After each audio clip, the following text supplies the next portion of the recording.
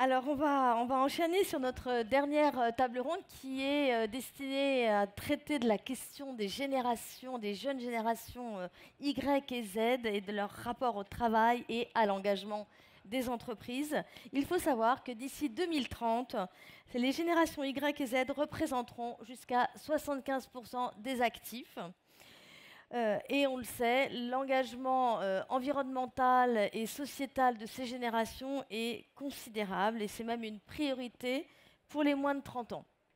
Alors comment engager et insérer ces générations dans le monde du travail, les fidéliser? C'est ce que nous allons voir avec mes invités. Je vais commencer avec le président fondateur de l'association des déterminés, je ne sais pas où il est, si je le vois. Je suis très heureuse de retrouver Moussa Camara. Vous êtes là? Là.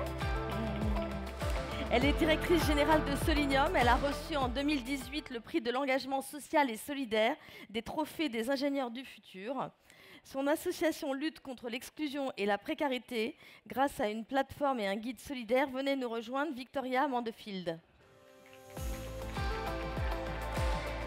Elle est cofondatrice de My Job Glasses, une plateforme digitale qui met en contact des jeunes collégiens et lycéens avec des professionnels pour les aider à s'orienter et à se projeter dans la vie professionnelle. Et My Job Glasses vient d'être lauréate French Tech 2030.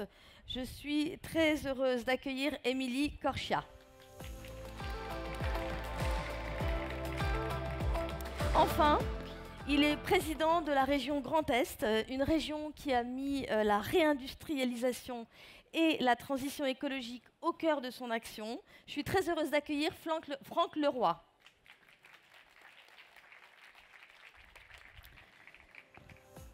Alors, bonjour à tous les quatre, merci d'être avec nous. Je vais commencer avec vous, Frédéric, pardon. Franck. Ah non, j'ai un petit problème sur mon conducteur, vous êtes Franck. Ça va, je ne m'étais pas trompée en premier. Excusez-moi. Désolée, pardon.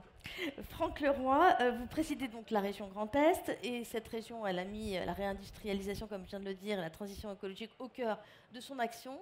Cette réindustrialisation, elle passe par l'embauche de jeunes gens sur des nouveaux emplois qui réclament des nouvelles compétences. Or, ces jeunes, vous ne les trouvez pas, ou pas, en tout cas pas suffisamment. Alors aujourd'hui, quand on rencontre des chefs d'entreprise, leur principale demande, c'est d'être aidés dans le recrutement de jeunes, parce qu'on a la génération du papy boom qui commence à partir en retraite et ça va s'accélérer. Et si en face ou en contrepartie, on n'a pas une arrivée de jeunes dans le monde du travail, ça va être très compliqué pour l'économie française d'une manière générale. Donc il faut absolument travailler sur cet aspect des choses. On sait que les jeunes des générations Y et Z cherchent à donner un sens à leur vie, ont un rapport au travail qui est différent des générations précédentes, et que le travail qu'ils vont accepter ou pas devra avoir un sens pour eux et souvent devra marquer une évolution dans un sens d'une société plus décarbonée, moins polluante, plus respectueuse de l'environnement. Donc le vrai défi est là. L'égalité également. L'égalité homme-femme, évidemment, d'où les projets de RSE qui naissent dans les entreprises. Et le grand défi, ça va être effectivement d'attirer tous ces jeunes vers l'industrie notamment, parce que industrie et transition écologique vont ensemble. Certains cherchent à les opposer, mais les industries du futur sont des industries propres, sont des industries qui vont permettre de faire de l'économie circulaire, sont des industries qui vont permettre, par exemple, de produire des panneaux photovoltaïques de conception et de réalisation française et européenne, en lieu et place des panneaux chinois. Et pour cela, on va avoir besoin de recruter énormément de jeunes. Donc le défi de l'image de l'industrie, le défi de l'ouverture d'esprit de ces jeunes pour aller au-delà des clichés. Quand on évoquait tout à l'heure avec Moussa notamment, on a besoin aujourd'hui de beaucoup de chaudronniers pour le développement de l'industrie nucléaire, et donc l'industrie décarbonée. Ça les fait pas rêver. La chaudronnerie, ça fait pas rêver. Mettez sur Google chaudronnerie, vous avez des images quasiment du 19e siècle. Zola. Voilà, Zola. Germinal. Donc, or, ces métiers-là, on va en avoir besoin demain. Donc, les régions qui gèrent à la fois la formation professionnelle, le développement économique, la transition écologique sont confrontées à cette problématique et c'est pour nous un enjeu extrêmement important. D'accord, mais enfin bon, chaudronnier, vous croyez que vous avez moyen de le réenchanter un peu ce métier par oui, la transition? le métier lui-même non, mais en tout cas le travail qu'on doit faire avec l'ensemble des industriels, c'est sensibiliser les jeunes le plus tôt possible, On en parlera tout à l'heure, ça peut être parfois dès la 5e ou en tout cas dès la 3e, à travers les stages de professionnalisation qui doivent permettre justement de développer une vision différente de l'industrie pour inciter ces jeunes à ne pas exclure l'industrie de leur choix du futur. C'est vrai que longtemps, c'était comme l'enseignement professionnel. L'enseignement professionnel, c'était la punition si on travaillait mal à l'école. Toutes ces filières de formation, tous ces métiers doivent être réhabilités parce qu'on en a impérativement besoin. Et si on n'arrive pas demain à orienter, à guider ces jeunes vers ces métiers-là, on risque de passer à côté d'opportunités économiques et on risque de rater finalement la transition écologique qui est indispensable. Merci Franck Leroy, vous allez reparler, hein, vous inquiétez pas, vous allez tous reparler d'ailleurs, hein, on va trouver, on va gérer le temps comme il faut. J'aimerais maintenant donner la parole à Moussa Camara, parce que d'un autre côté, on a des jeunes, beaucoup de jeunes, qui n'ont pas accès à ces emplois, qui n'ont même pas l'information que ces emplois existent, et qui n'ont pas non plus forcément la formation, enfin, s'ils n'ont pas l'information, ils ont évidemment encore moins la formation. Pour insérer ces jeunes dans le monde du travail, vous avez créé les déterminés. Est-ce que vous pouvez nous redire brièvement qu'est-ce que c'est, les déterminés, et comment vous agissez? Déjà, bonjour à tous.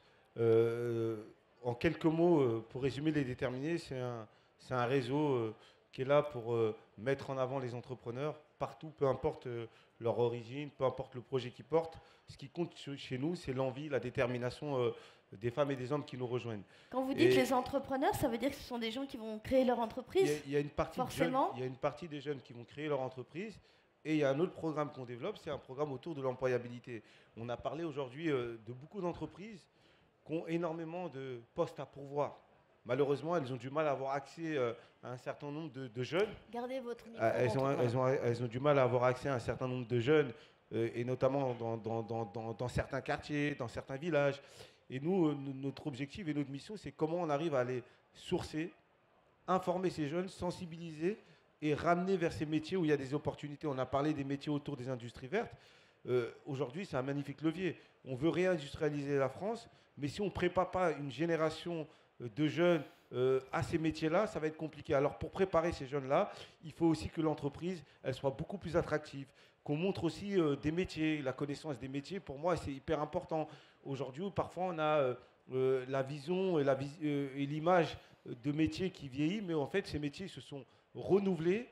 C'est des métiers qui deviennent attractifs, qui sont parfois bien payés. Il faut parler aussi du salaire parce qu'aujourd'hui, les jeunes, ce qu'ils cherchent, c'est du sens, mais c'est aussi avoir un travail où ils sont valorisés, ils sont payés correctement. Et nous, notre travail à nous, c'est de faire un peu cette traduction, c'est-à-dire d'aller comprendre les besoins des entreprises, d'aller chercher ces jeunes-là et de préparer ces jeunes-là vers des métiers d'emploi où derrière ils vont être recrutés en parcours d'évolution de carrière dans ces entreprises. C'est-à-dire, nous, aujourd'hui, on a plusieurs exemples. Hein.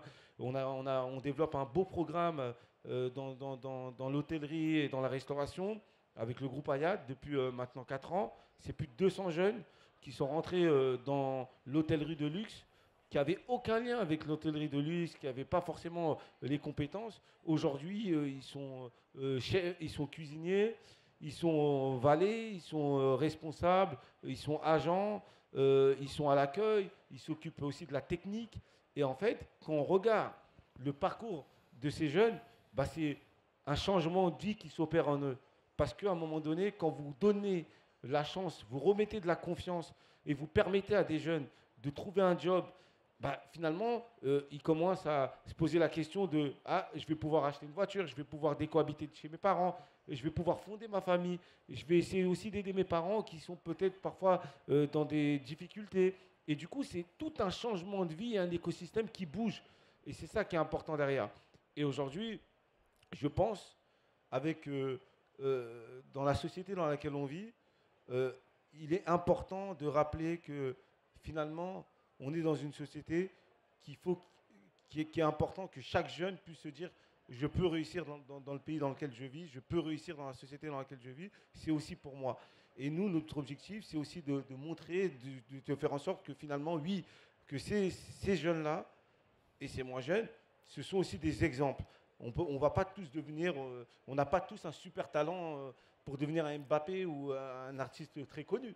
Mais par contre, on peut tous avoir à un moment donné une envie, une volonté, une passion pour un métier, découvrir un métier qu'on ne pensait pas forcément être le bon pour nous, et finalement évoluer, grandir, commencer au premier niveau de qualification, et parfois devenir responsable, directeur, même dirigeant de l'entreprise. Et c'est ça qu'il faut aussi commencer à écrire pour nos générations qui viennent. Merci beaucoup, Moussa Camara. Je me tourne vers vous, Émilie Corchia. Vous, justement, puisqu'on parle d'information et de formation, vous avez fondé My Job Glasses. C'est une plateforme digitale qui met en relation des jeunes avec des professionnels pour leur donner envie de métiers auxquels ils n'auraient pas forcément pensé. Comment ça marche, My Job Glasses ? Alors, bonjour à tous. C'est très simple. Sur My Job Glasses, il y a plus de 80 000 professionnels de tout métier, tout secteur d'activité, présents majoritairement en France, mais aussi dans 130 pays. Et en fait, à partir d'un mot-clé que vous allez taper sur la plateforme, vous allez pouvoir découvrir plein de professionnels, parfois dans des domaines très éloignés auxquels vous n'aviez pas pensé.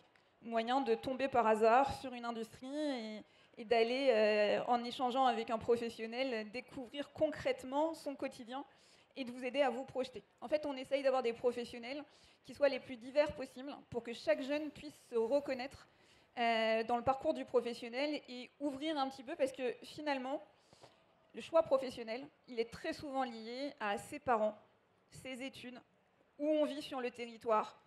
Et on n'a pas tous les mêmes chances. Donc là, l'idée, c'est vraiment, grâce à ce réseau de professionnels bienveillants qui donnent 1 à 2 heures de leur temps chaque mois pour partager leur quotidien, de pouvoir avoir accès à des personnes qu'on n'aurait pas rencontrées autrement et qui vont vous ouvrir l'esprit, qui vont vous donner des idées, qui vont sortir des clichés. Parce que, comme on le disait, on va rester sur l'industrie parce que c'est quand même un vrai sujet aujourd'hui. Il faut se rendre compte qu'on ne réussira pas la réindustrialisation du pays si nos jeunes n'ont pas envie d'aller dans l'industrie. Et donc, on a tous un rôle à jouer. C'est pour ça qu'on est French Tech 2030 chez My Job Glasses aussi. On est l'entreprise sur les sujets d'emploi et d'orientation pour aider sur ces sujets-là. Et donc, on prend à cœur de pouvoir justement créer un maximum de connexions. On a 625 000 binômes qui ont été créés jusqu'à présent, justement pour permettre à des jeunes, dès les bancs de l'école, de pouvoir aller rencontrer des professionnels. Et un deuxième combat qu'on a, c'est de le faire entrer dans les cursus scolaires pour que le plus tôt possible, les jeunes, dans leur classe, soient entraînés à aller rencontrer des professionnels en leur donnant les codes et en facilitant les échanges derrière pour que des classes entières puissent, soit de manière collective s'ils sont au collège, soit en individuel à partir de la seconde et tout au long de l'enseignement supérieur, aller rencontrer des professionnels dans un cadre scolaire dans un premier temps, parce que c'est ce qui fait l'égalité des chances. Si vous dites à un jeune juste « va rencontrer un professionnel », c'est pas dans les codes en France. Et seuls ceux qui ont la chance d'avoir des parents qui leur ont déjà montré comment marche le réseau, les autres s'en excluent. Le fait de le mettre dans les cours, à ce moment-là, tout le monde teste. Et moi, je suis toujours étonnée quand des jeunes nous disent « c'est super, My Job Glasses ». Alors jusque-là, je suis contente. Par contre, la suite me plaît moins, parce qu'on s'est rendu compte que les professionnels sont des gens normaux et bienveillants. Ils ont eu besoin qu'on les pousse dans un cadre scolaire à aller rencontrer des professionnels pour se rendre compte que les professionnels sont des gens normaux. Parce qu'il y a un écart, un fossé, on ne les connecte pas suffisamment. Et donc le parcours à venir, qui permet maintenant à partir de la 5e de faire venir des professionnels dans les classes, va aider aussi dès le plus jeune âge pour pouvoir aussi donner envie aux jeunes d'aller dans les filières professionnelles qui permettent de recruter derrière et qui vont aider justement à redonner un peu des lettres de noblesse à des métiers, à des filières qui sont oubliées.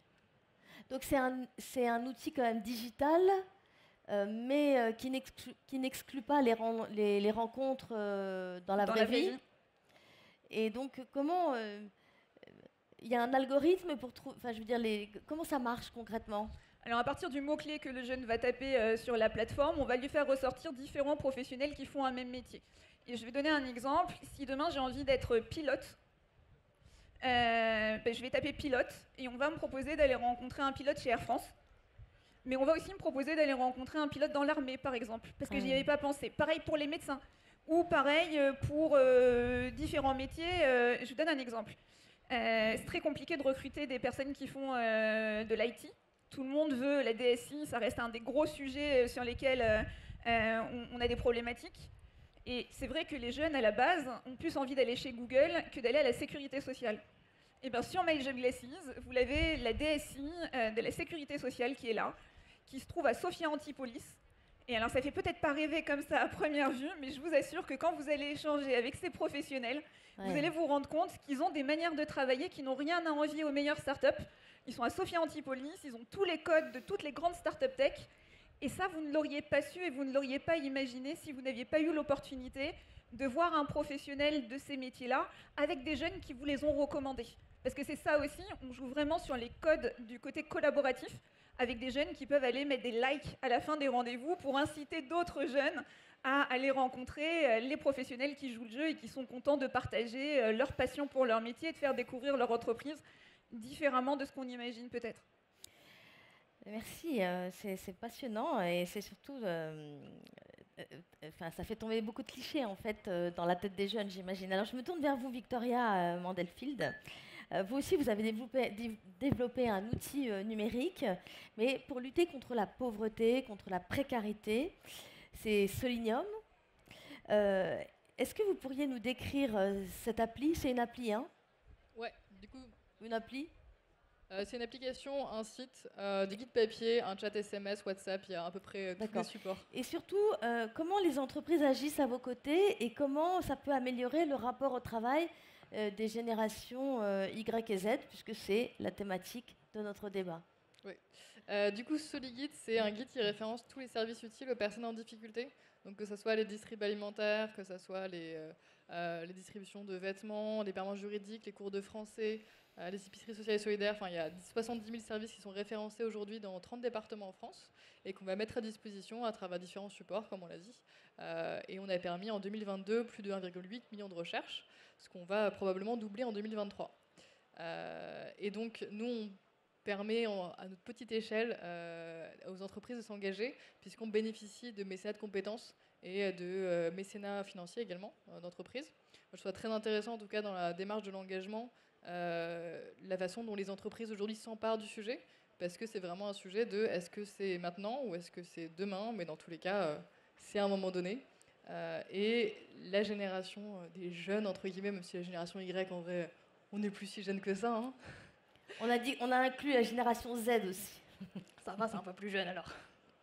Mais en termes d'engagement, c'est la génération Y et Z, ils demandent vraiment le minimum vital, en fait. Ils demandent juste de se lever tous les matins et de donner des heures de leur vie à des entreprises juste qui ne vont pas détruire la planète et la société. Et on se rend compte que juste ça, c'est déjà pas gagné. Bah oui, c'est pas gagné. C'est pas gagné pour les jeunes, et quels qu'ils soient. Et d'ailleurs, je voudrais vous citer, pour rebondir ce que vous venez de dire, une récente étude qui a été menée par l'EDEC sur le rapport au travail des jeunes diplômés des grandes écoles. Alors là, on est sur une autre catégorie de jeunes, mais des jeunes quand même, et qui rejoignent les jeunes qui sont plus en difficulté aussi dans leurs aspirations. Cette étude, elle montre que la nouvelle génération ne souhaite plus vivre pour travailler, que le travail doit servir une ambition plus philosophique. Et il y a un chiffre qui est que pour 71% des participants à cette étude, la raison d'être d'une entreprise est un fort moteur d'attraction et d'engagement au travail. Et les jeunes interrogés estiment que l'entreprise est responsable donc, des problématiques sociales et environnementales que nous affrontons année après année, mais que du coup, elles sont aussi moteurs de la résolution de ces problématiques. Donc, j'aimerais vous faire réagir tous les quatre à cette étude et que vous fassiez le lien, en fait, chacun dans votre domaine avec votre action. Peut-être Franck Leroy, d'abord. Vos chiffres sont tout à fait parlants et révèlent bien ce qui se passe aujourd'hui dans l'esprit de ces jeunes qui ont été une génération qui a aussi souffert du Covid plus que les autres parce que l'isolement, etc., les a atteints à un moment de leur vie où ils avaient besoin de contacts sociaux. Et c'est à nous collectivement d'y apporter des réponses. Et j'allais dire, il y a une très belle complémentarité entre nous puisque finalement, on fait tous une partie du chemin. Je vais citer un exemple. On évoquait tout à l'heure le manque d'ambition parfois de certaines familles pour leurs enfants. À partir de la rentrée prochaine, dans la région Grand Est, l'accès à l'internat sera pour 1 euro par mois. Ça veut dire une économie importante et ça va aussi libérer les ambitions des enfants. Dans beaucoup de familles, on envoie l'enfant au lycée du coin qui n'offre pas les formations qui intéressent l'enfant. S'il a la possibilité d'aller se former à 150 ou à 200 km de chez lui, parce que là, il y a des formations qui qui lui plaisent et qui lui donnent l'envie d'investir, de s'investir, avec l'internat à 1 euro, ça devient possible pour ces familles. Ça veut dire qu'on sort les jeunes de leur enfermement sociologique, de ce qu'on appelle le déterminisme social ou géographique, et on va leur donner une ambition nouvelle. Alors ensuite, effectivement, en passant par une association, par des intervenants dans l'école, ils vont aussi ouvrir le champ des possibles dans leur esprit cette fois, et petit à petit arriver vers des métiers du futur, qui sont des métiers qui ont du sens, parce que ce sont des métiers qui vont nous permettre de construire le monde de demain. Parce que la révolution qu'on vit actuellement, ce qu'on appelle la transition écologique, c'est ni plus ni moins qu'inventer une autre société plus respectueuse de l'environnement, qui sort les industries, qui sort les énergies carbonées de notre existence. Donc il faut inventer de nouvelles énergies. Et ces métiers-là, c'est les métiers d'industrie. Donc il faut absolument qu'on arrive à trouver les uns les autres les clés pour orienter ces jeunes en leur indiquant que l'industrie, c'est pas sale, c'est pas repoussant, c'est pas polluant. C'est aussi ce qui va nous sortir des difficultés actuelles par la création de produits biosourcés, d'énergie propre. Voilà. Donc on a tous un travail à faire en la matière, et une institution comme la région fait sa part de travail, mais des intervenants associatifs peuvent également s'intégrer dans ce genre de démarche. Et par exemple, pour revenir à l'exemple que vous avez donné sur l'internat, c'est-à-dire que c'est vous qui financez, c'est la région qui finance le reste, le coût réel. Voilà. L'internat, c'est à peu près un coût d'environ 120-130 euros par mois. On a décidé de prendre sur ces 120-130 euros par mois 99% du coût à notre charge, et de permettre aux familles de placer leurs enfants en internat pour 1 euro par mois. Ça veut dire que sur une année complète, ça va leur coûter 10 euros. Donc c'est une économie importante pour eux. Et l'objectif qu'on veut, c'est vraiment pousser ces familles à se dire, mais finalement, mon fils, il rêve d'être pilote, sauf qu'il n'y a pas de formation de pilote près de chez moi. Donc s'il veut être pilote, il faut qu'il aille à 200 km. Aujourd'hui, ils n'y vont pas parce que la famille dit, bah, écoutez, on n'aura pas les moyens de te payer ces études. Si demain l'internat est à 1 euro, on libère l'énergie et l'envie de ces enfants d'aller vers des métiers qui leur bottent. Et à nous ensuite de faire un travail. Alors on gère également l'orientation. À nous, par nos schémas de formation, notamment de diversifier les formations vers ces métiers nouveaux.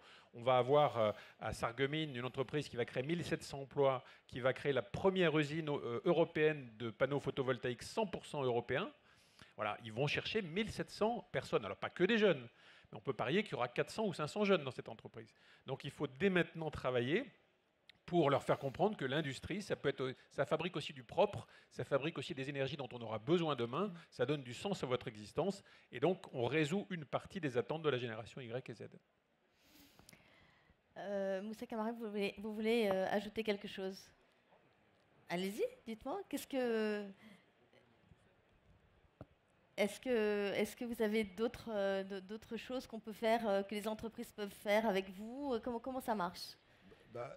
Déjà, moi je rejoins... Pour booster ces jeunes. Non, mais je rejoins exactement des initiatives comme ça qu'il faut prendre. Et déjà, il ne faut pas rester dans un carcan. L'entreprise toute seule n'a pas les réponses. Comme nous, en tant qu'acteurs engagés avec nos entreprises, nos startups, on n'a pas tout de suite la réponse.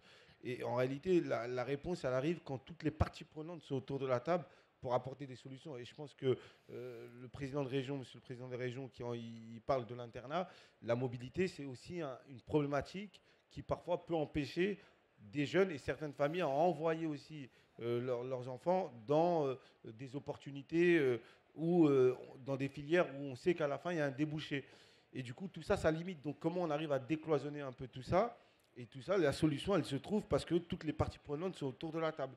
Et aujourd'hui, moi, je suis convaincu que finalement, on y arrivera parce qu'on a compris que ce n'est pas uniquement un problème d'emploi. C'est comment on arrive de manière macroéconomique à répondre quand une entreprise ouvre un territoire. Il y a une problématique de l'installation aussi des familles, c'est-à-dire qu'il y a des crèches, qu'il y a un service public, qu'il y a aussi des commerces de proximité qui vont aussi permettre l'attractivité aussi à des familles, à des jeunes de s'installer dans des territoires où il y a des opportunités d'emploi et tout, etc. Donc la réponse, elle est multiple en vrai. Il n'y a pas une seule réponse, mais je pense que personne à lui seul a la réponse pour régler ce problème. C'est vraiment une multitude d'initiatives, d'engagements, de solutions qu'il faut apporter pour que finalement on arrive à résorber les besoins dans ces métiers-là. Et vous qui êtes en contact avec beaucoup de jeunes qui recherchent de l'emploi, comment vous pouvez vous appuyez justement sur des régions comme ça ou sur des entreprises qui cherchent pour, d'une certaine façon, réenchanter le discours aussi. Ouais. Parce qu'on voit bien qu'il y a beaucoup une question de discours sur certains métiers qui n'ont pas l'air très sexy comme ça, mais qui en fait, voilà, une usine de panneaux photovoltaïques, je veux dire, il n'y a pas plus engagé dans la transition écologique que ça. Donc, Pour moi, ça part aussi de la découverte des métiers. La découverte des métiers très tôt, très jeune, dès l'école.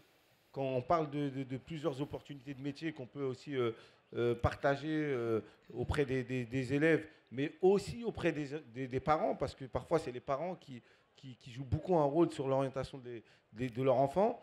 Et c'est vrai que nous, en étant acteurs, on a besoin aussi des régions à nos côtés, parce que les régions sont aussi un magnifique levier pour permettre de massifier nos actions. C'est-à-dire, quand vous avez une entreprise qui est prête à recruter, derrière, vous avez des jeunes qui sont prêts à rentrer, mais qui ne sont pas encore préparés.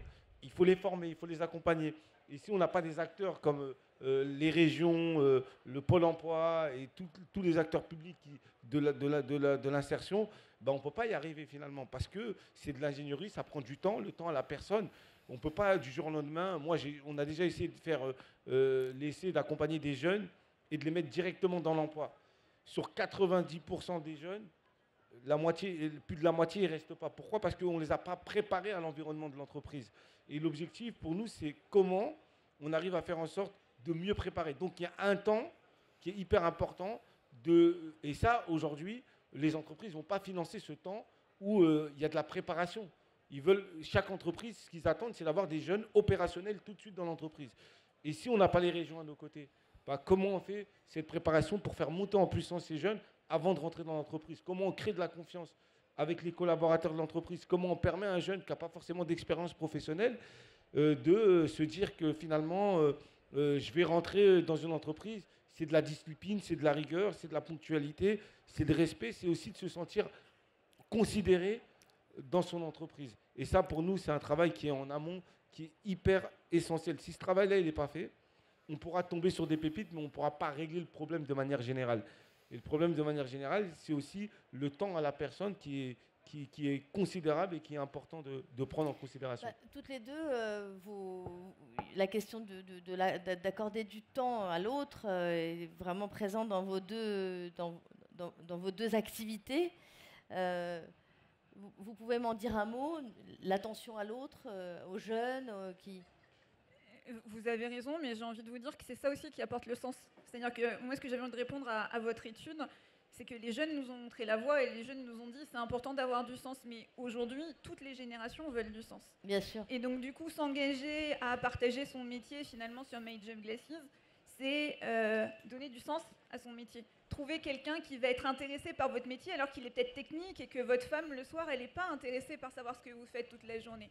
Et donc, du coup, contribuer à aider quelqu'un, contribuer à accompagner quelqu'un en témoignant, c'est aussi donner du sens à son emploi.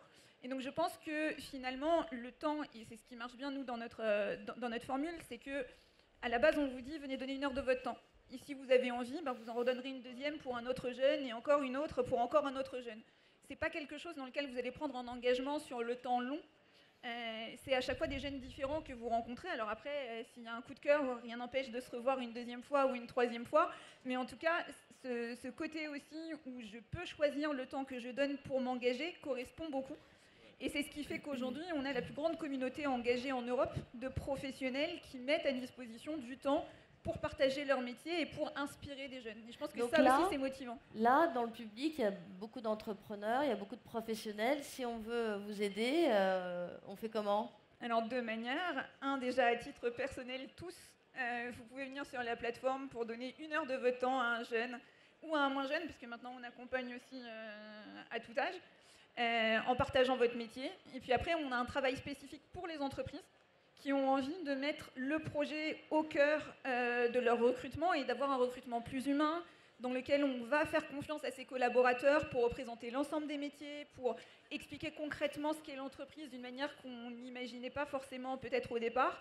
Et donc là, on va accompagner les entreprises à se créer des viviers de talents en ayant des collaborateurs qui vont rencontrer des personnes de tout âge qui vont faire découvrir leur métier et qui vont pouvoir agir pour recommander, coopter en interne le jeune ou moins jeune rencontré en incitant derrière l'équipe RH à retourner vers la personne parce que le jeune aussi va pouvoir dire à l'issue du rendez-vous s'il se projette dans le métier. Et ça, c'est un point important, mais 43% des personnes qui sont venues sur la plateforme et qui ont rencontré un professionnel se projettent pour une opportunité d'emploi dans l'entreprise du collaborateur. Ça veut aussi dire qu'en remettant l'humain au cœur, en rappelant finalement que nos entreprises, c'est la somme de collaborateurs qui travaillent à une mission commune, mais c'est le meilleur moyen aussi d'attirer et de créer des viviers de talents pour aujourd'hui, pour demain et pour après-demain, parce que quand on commence dès la 5e, forcément, on n'est pas sur du recrutement direct, mais les problématiques qu'on connaît aujourd'hui, s'il y a 10 ans ou 15 ans, on avait commencé à aller rencontrer les jeunes et à leur présenter les métiers, on n'aurait pas ces problématiques aujourd'hui. Franck, ça vous évoque quelque chose dans votre région? Vous avez des patrons comme ça? Oui, je pense à Axon Cable, qui est une entreprise à Montmirail. C'est une entreprise qui fait dans du câble de haute technologie. Par exemple, il câble le cœur artificiel ou le petit véhicule qui circule sur Mars. Et le patron de cette entreprise n'a pas choisi la facilité puisqu'il a installé son entreprise en milieu rural. Et il sait très bien qu'il aura beaucoup de mal à recruter. Donc, qu'est-ce qu'il fait? Le stage de 3e, il accueille dans son entreprise chaque année 4 classes de 3e complètes avec les enseignants pendant une semaine. Ils vivent dans l'entreprise. Au même moment? Non. Ensemble, oui. Et ils vont découvrir tout ce que l'industrie a apporté comme bien-être à l'humanité. Il va évidemment leur parler de ce que l'entreprise Axon Cable fait pour inventer le cœur artificiel avec d'autres entreprises, donc pour sauver des vies. Ils vont aussi expliquer comment ils ont réussi à câbler un petit véhicule qui est sur Mars et qui circule et qui fait l'admiration tous. Et par ce travail-là, il sème quelque part des graines. Bah oui. Et il me dit toujours, je sais très bien que ces gamins qui sont en 3e, une part d'entre eux, je les reverrai en terminale et ils vont venir travailler chez moi parce que quelque part, ils auront une idée de l'industrie qui les a fait rêver. Quand on parle de gamins et quand on leur parle des grandes inventions qu'a générées l'industrie, ben ça change l'image de l'industrie. Et quelque part, les enfants ont l'image d'une industrie qui n'est pas l'industrie de la pollution, etc., mais l'industrie d'une entreprise qui contribue au bien-être de l'humanité. Et quelque part, quand les gamins vont se chercher à la fin de la terminale, ils vont se dire bah, pourquoi pas l'industrie, puisque l'industrie près de chez moi, elle y contribue. Et ces gamins vont aller vers cette entreprise. Donc ce n'est pas totalement désintéressé de sa part, mais ce que fait cette entreprise, bien d'autres peuvent le faire pour orienter les plus jeunes vers l'industrie à un moment où, pendant longtemps, on a plutôt écarté l'industrie des choix. Il fallait être dans le tertiaire, il fallait surtout pas être dans une usine. Enfin, voilà, on a connu aussi cette période-là et il faut absolument reconquérir l'image de l'industrie. Ça suppose aussi le temps long, mais oui, c'est vraiment ce qu'on se dit depuis le début de cet événement, le temps long, le temps long, le temps long. Renouer avec le temps long, avec un peu d'investissement pour avoir plus. Vous aussi, vous me parliez du temps long, Moussa Camara. Voilà.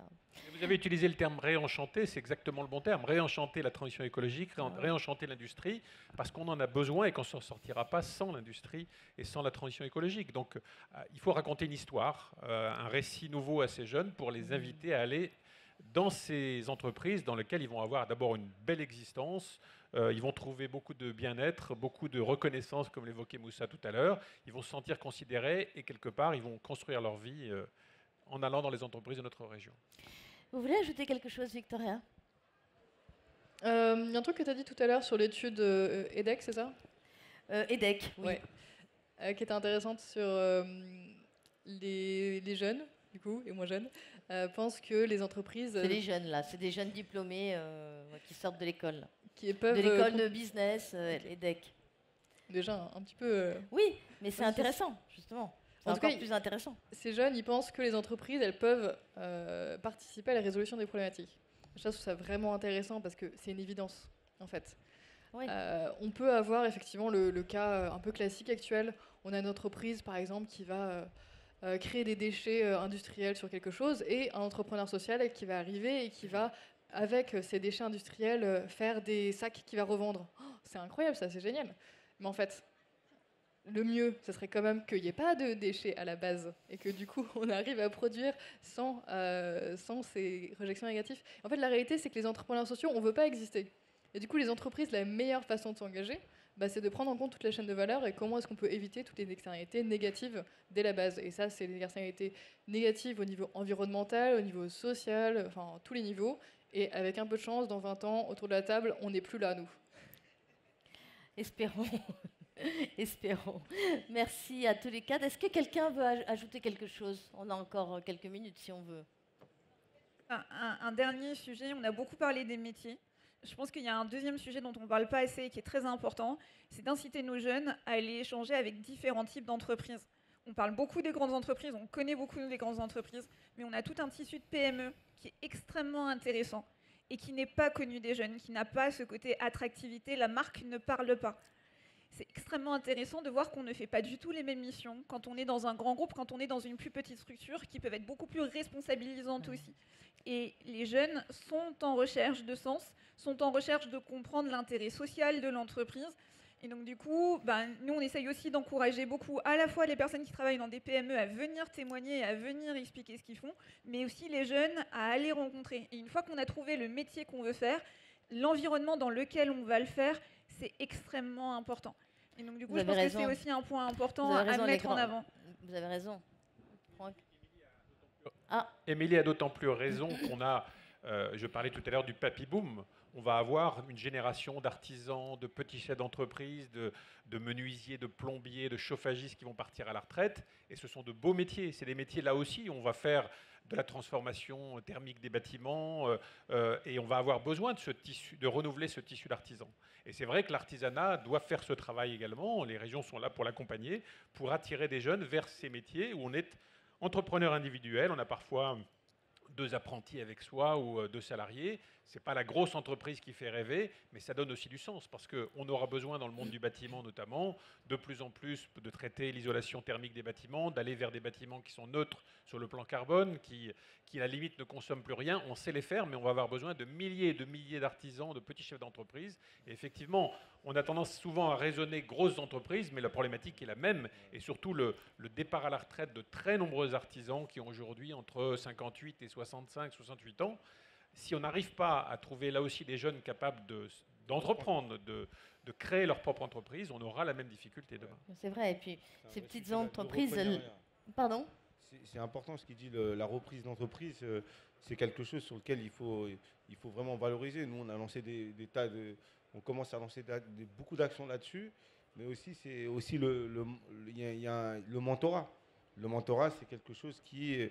Aujourd'hui, on en parle de plus en plus, c'est très bien, mais il faut qu'il y ait vraiment une prise de conscience parce que pour faire découvrir des métiers à des jeunes, de leur parler des métiers, de leur ouvrir les entreprises, quelle que soit leur taille, hein, ce n'est pas ça le plus important, c'est juste comment on arrive à remettre de l'humain auprès de ces jeunes-là. Ce qu'ils ont besoin, tout à l'heure on parlait de sens, on parlait de tout ça et tout, etc.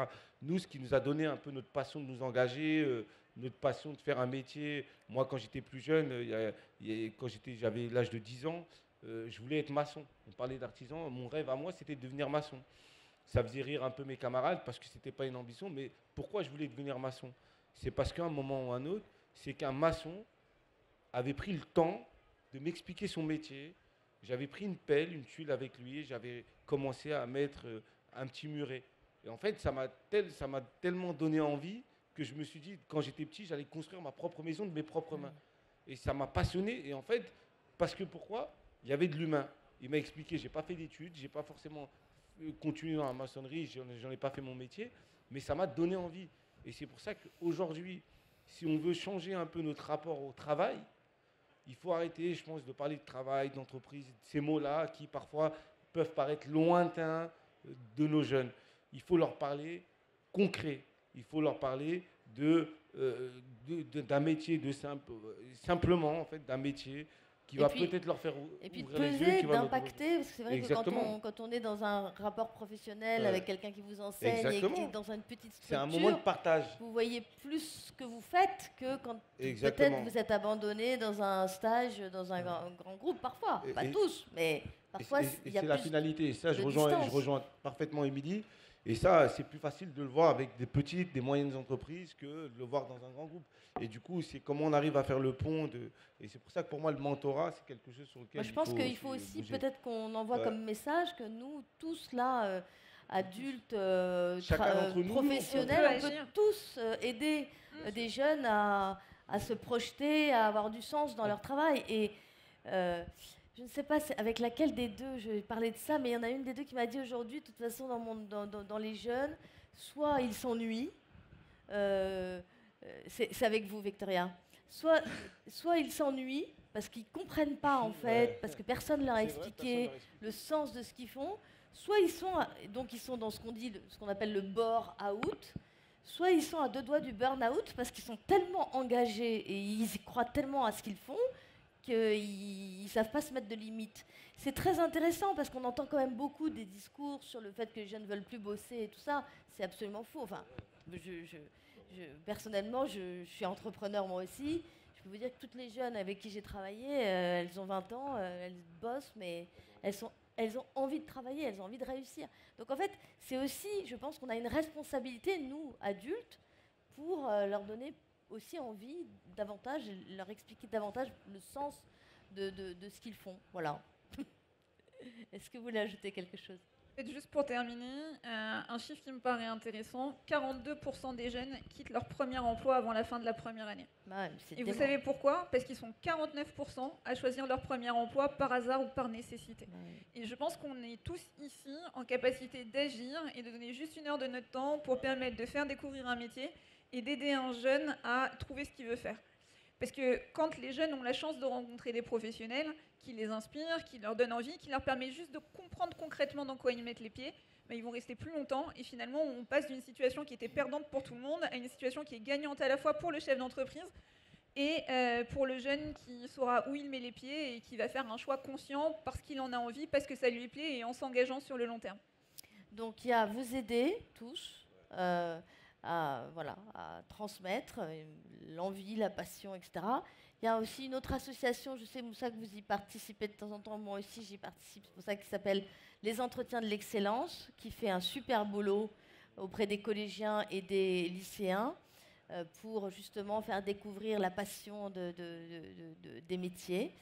Merci à tous les quatre et écoutez, à bientôt j'espère. Voilà.